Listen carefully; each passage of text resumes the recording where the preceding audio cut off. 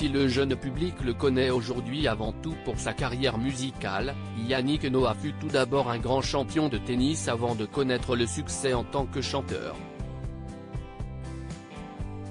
Né à Sedan le 18 mai 1960, Yannick Noah est le fils de Zachary Noah, qui était un joueur de football professionnel ayant remporté la Coupe de France en 1961 avec l'UA Sedan-Torcy.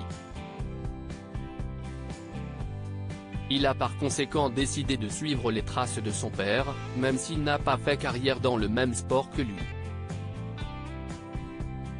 Passionné de tennis, il a eu la chance de croiser la route d'Arthur Ashe, le premier joueur noir à remporter un tournoi du Grand Chelem, qui lui a offert sa raquette. L'année 1983 représentera le pic de la carrière sportive de Yannick Noah. C'est cette année-là que le joueur a remporté la plus grande victoire de sa vie de tennisman, en battant Mats Wilander en finale du tournoi de Roland-Garros le 5 juin 1983. Une fois la balle de match gagnée, il s'est précipité en larmes dans les bras de son père. À ce jour, Yannick Noah reste le dernier joueur français à avoir remporté le tournoi du Grand Chelem parisien, qui se déroule sur terre battue.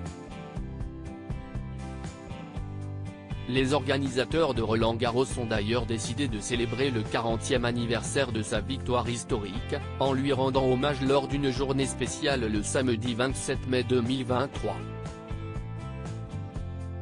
Yannick Noah, une carrière de joueur et d'entraîneur de tennis couronnée de succès avant de se lancer dans la musique une fois sa carrière sportive terminée, Yannick Noah s'est tout d'abord reconverti en tant que coach. Il a notamment occupé le poste de capitaine de l'équipe de France de Coupe Davis. Grâce à son travail, les Bleus ont remporté la compétition en 1991. À l'époque, l'équipe de France n'avait plus gagné la Coupe Davis depuis 59 longues années.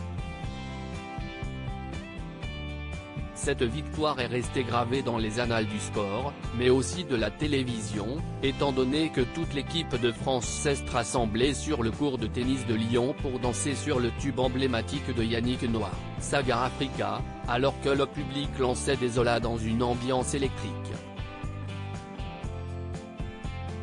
Un diaporama d'Isabelle Minard Borde.